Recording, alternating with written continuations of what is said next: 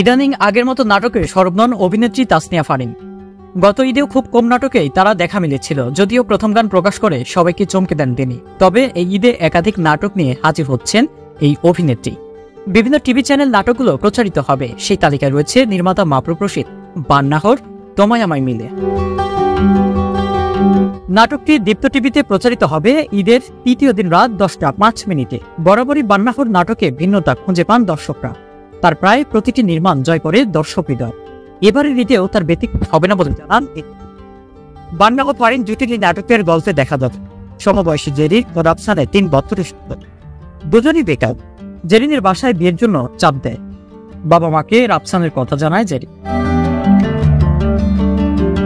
কিন্তু রাফসান বেকার বলে দেখা করতে চান না। জেরিন তাকে বুঝিয়ে শুনিয়ে রাজি করায়। জেরিনের বাবা রাফসানকে পছন্দ করেন। সে চাকরি খুঁজতে থাকে কিন্তু পায় না। হতাশ রাফসান জেরিনকে বলে তাকে ভুলে যেতে। এবার জেরিন চাকরি খুঁজতে শুরু করে এবং একটা পেয়েও যায়।